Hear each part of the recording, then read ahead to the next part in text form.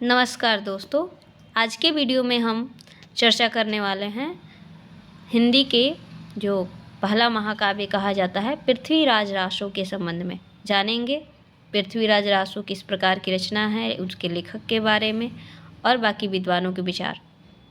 तो जैसा कि हम जानते हैं पृथ्वीराज रासो के रचयिता कौन है? चंद्रबरदाई हैं। ठीक, चंद्रबरदाई का जो शुक्ल जी ने समय माना है 1168 ईस्वी माना है। और ये कौन थे? पृथ्वीराज जो इतिहास प्रसिद्ध शासक हुए पृथ्वीराज चौहान, उनके राजकवि तो थे ही, साथ ही उनके सखा और सामंत भी थे और बहुत बड़े विद्वान थे। इनकी रचनाओं में षड्भाषा, व्याकरण, काव्य साहित्य, छंद शास्त्र, ज्योतिष, पुराण, नाटक, ये विभिन्न प्रकार की रचनाओं साहित्य का अध्ययन किए हुए बहुत ही प्रसिद्ध विद्वान थे। साथ ही एक युद्ध आखेट में भी अपने पृथ्वीराज जो उनके राजा थे उनके साथ रहते थे, सभा में भी, उनके आखेट में भी, उनकी यात्राओं में भी, मतलब उनके काफ़ी करीबी सखा, मित्र, सामंत थे और साथ ही साथ एक विद्वान कवि लेखक भी थे चंद्रबरदाई। ठीक, चंद्रबरदाई के बारे में शुक्ल जी ने कहा है कि ये हिंदी के प्रथम महाकवि हैं। यानी शुक्ल जी ने चंद्रबरदाई को हिंदी का प्रथम महाकवि माना। इन्होंने कहा ये हिंदी के प्रथम महाकवि माने जाते हैं और इनका पृथ्वीराज रासो हिंदी का प्रथम महाकाव्य कहा जाता है।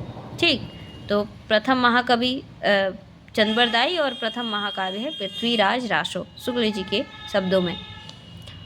अब जो है शुक्ल जी के अनुसार तो प्रथम महाकवि चंद्रबरदाई हैं और प्रथम महाकाव्य जो है वो आपका इनके द्वारा कृत पृथ्वीराज रासो है, जिसमें इतिहास प्रसिद्ध शासक पृथ्वीराज चौहान का जीवन वृत्त हमें देखने को मिलता है और उनकी जो है प्रशंसा, उनकी वीरोक्ति का चित्रण है।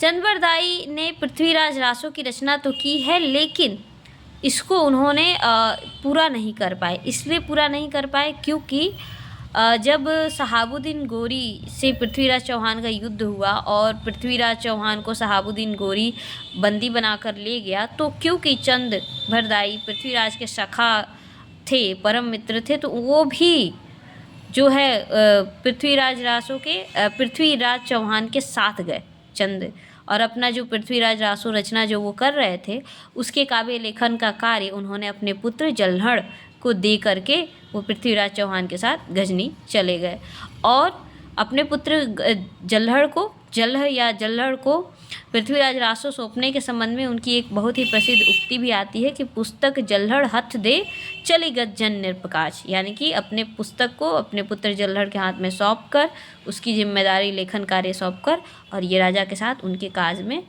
उनके साथ हो लिए।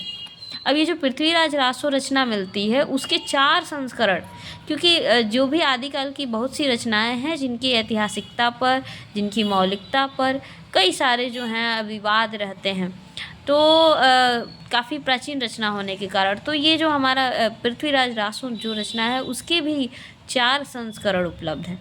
ठीक है, चारों में अलग अलग सर्ग।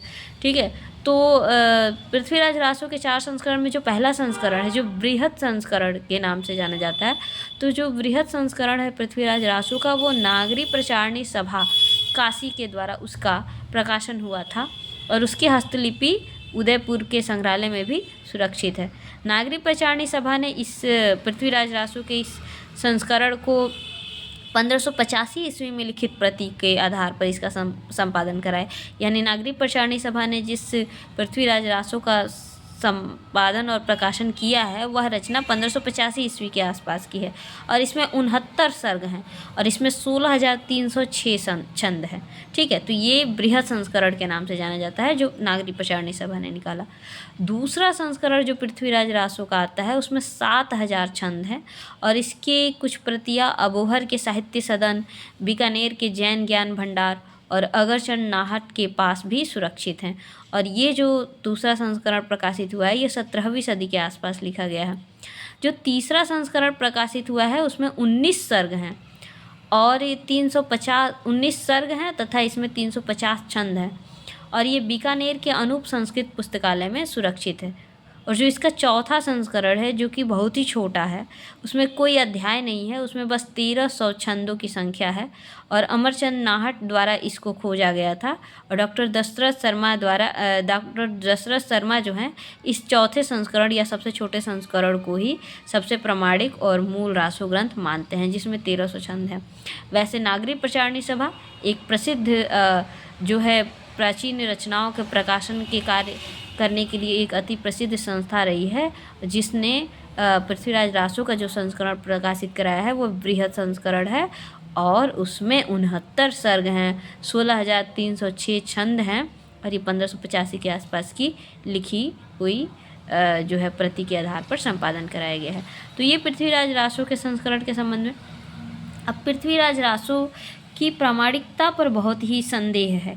कुछ लेखक, कुछ विद्वान इसे प्रामाणिक मानते हैं जबकि कुछ विद्वान इसे अप्रामाणिक मानते हैं, कुछ अर्धप्रामाणिक। मुख्य रूप से इसके 3 वर्ग बनकर आते हैं। एक वर्ग है जो इस रचना को प्रामाणिक मानता है, एक वर्ग है जो इसको अप्रामाणिक मानता है, सर्वथा अप्रामाणिक, और एक ऐसा वर्ग है जो इसको अर्धप्रामाणिक मानता है। तो पहले वर्ग में वो विद्वान आते हैं जो इसको अप्रामाणिक मानते हैं, यानी एक वर्ग है जो पृथ्वीराज रासो को सर्वथा अप्रामाणिक मानता है। अब उस वर्ग में आने वाले विद्वान कौन कौन से हैं? वो इस वर्ग में आते हैं कविराज श्यामल दास, कविराज मुरारी दीन, गौरी शंकर हीराचंद्र ओझा, डॉक्टर वूलर, मुंशी देवी प्रसाद, श्री रामचंद्र शुक्ल जी और डॉक्टर राम कुमार वर्मा। तो ध्यान रखेंगे रामचंद्र शुक्ल इस वर्ग में आने वाले एक प्रसिद्ध साहित्यकार हैं जो कि पृथ्वीराज रासो को अप्रामाणिक मानते हैं। यहाँ तक कि उन्होंने अपनी पुस्तक में इसको जाली ग्रंथ भी लिखा है कि यह सर्वथा जाली ग्रंथ है। तो इन विद्वानों के नाम कविराज श्यामल दास, कविराज मुरारी दान, गौरीशंकर हीराचंद्र ओझा, डॉक्टर वूलर, मुंशी देवी प्रसाद, श्री रामचंद्र शुक्ल और डॉक्टर राम कुमार वर्मा। ये क्या है? पृथ्वीराज को अप्रामाणिक मानते हैं, पृथ्वीराज रासो रचना को। दूसरा जो वर्ग है जो कि पृथ्वीराज रासो जो रचना है उसको प्रामाणिक मानता है और चंद यानी चंद बरदाई को पृथ्वीराज का समकालीन मानता है। और इस वर्ग में आने वाले जो विद्वान हैं वो हैं श्याम सुंदर दास, मथुरा प्रसाद दीक्षित, मोहनलाल विष्णुलाल पांड्या, मिश्र बंधु और मोतीलाल मिनारिया। ये वो लोग हैं जो पृथ्वीराज रासो को प्रामाणिक मानते हैं। श्याम सुंदर दास, मिश्र बंधु, मोहनलाल विष्णुलाल पांड्या, मथुरा प्रसाद दीक्षित और मोतीलाल मिनारिया पृथ्वीराज रासो को प्रामाणिक मानते हैं और चंद बरदाई को पृथ्वीराज चौहान के समकालीन मानते हैं। तीसरा जो एक ऐसा वर्ग है जो कि ये मानता है कि ये जो पृथ्वीराज रासो जो रचना है उसके कुछ अंश प्रामाणिक हैं, कुछ अप्रामाणिक या काल्पनिक हैं। इसका मतलब पृथ्वीराज रासो एक अर्ध प्रामाणिक रचना है। और इस वर्ग में जो आते हैं लेखक वो हैं सुनीति कुमार चटर्जी, मुनिजिन विजय, अगरचंद नाहट, डॉक्टर दशरथ शर्मा, हजारी प्रसाद द्विवेदी और कविराज मोहन सिंह। ध्यान रखेंगे डॉक्टर हजारी प्रसाद द्विवेदी, सुनीति कुमार चटर्जी, मुनिजिन विजय, अगरचंद नाहट, डॉक्टर दशरथ शर्मा और कविराज मोहन सिंह ये ऐसे विद्वान हैं जो पृथ्वीराज रासो को रचना को अर्ध प्रामाणिक मानते हैं। ठीक है, मुख्य रूप से यही 3 विचार जो हैं पृथ्वीराज रासो की प्रामाणिकता और अप्रामाणिकता के संबंध में प्रसिद्ध हैं। ठीक है, और अगर हम बात करें कि पृथ्वीराज रासो जो रचना है उसकी प्रामाणिकता पर संदेह सबसे पहले कैसे शुरू हुआ, तो कर्नल टॉड ने सर्वप्रथम कर्नल टॉड के समय तक इस रचना को अप्रामाणिक नहीं माना जा रहा था। जो डॉक्टर वूलर ने 1875 में पृथ्वीराज विजय नामक एक ग्रंथ के आधार पर इसको सबसे पहले अप्रामाणिक माना। ठीक है, तो यहाँ से प्रामाणिकता और अप्रामाणिकता का विवाद शुरू हो गया। जयानक नामक एक कवि हैं राजस्थान के, उन्होंने पृथ्वीराज विजय नामक एक ग्रंथ लिखा है और उसके आधार पर सन 1875 में डॉक्टर वूलर ने इसकी रचना की प्रामाणिकता पर संदेह जताया और इसको अप्रामाणिक समझा। ठीक है, और तब से जो है इसकी प्रामाणिकता पर संदेह और विभिन्न विचारकों के इसमें मत आते हैं। ठीक है, तो इस प्रकार हम देखेंगे कि पृथ्वीराज रासो को हम जैसे हजारी प्रसाद द्विवेदी के मत से सहमत हुआ जा सकता है कि सर्वथा अप्रामाणिक तो नहीं है। ठीक है, उसमें कुछ अंश जो हैं प्रामाणिक हैं और कुछ अंश जो हैं अप्रामाणिक है और पृथ्वीराज रासों के पर्याप्त अंश प्रक्षिप्त है ना, मतलब कुछ दूसरे या बाद के समय में लिखे गए अंशों का भी उसमें समावेश हो गया है, क्योंकि ये एक अति प्राचीन रचना है तो इसकी मूल कृति सुरक्षित नहीं रह पाई है और उसमें कुछ प्रक्षिप्त अंशों का भी समावेश हो गया है, या कुछ अंश नष्ट हो गए होंगे, कुछ दूसरे अंश जुड़ गए, और इस प्रकार जो है अति प्राचीन रचना होने के कारण इसकी मूल कृति का कुछ वो ना हो सकने के कारण जो है ये सर्वथा प्रमाणिक या अप्रमाणिक की बात ना हो करके हम कह सकते हैं कि ये एक अर्ध प्रमाणिक रचना है। ठीक है, पृथ्वीराज रासो जो ग्रंथ है उसकी प्रशंसा में, ठीक है, रामस्वरूप चतुर्वेदी ने अपनी पुस्तक हिंदी साहित्य और संवेदना के विकास में लिखते हैं कि हिंदी का चरित्र, ये बहुत महत्वपूर्ण कोटेशन है, कि हिंदी का चरित्र पहली बार बड़े ही मोहक रूप में भाषा और संवेदना दोनों स्तरों पर पृथ्वीराज रासो में निखर कर आया है।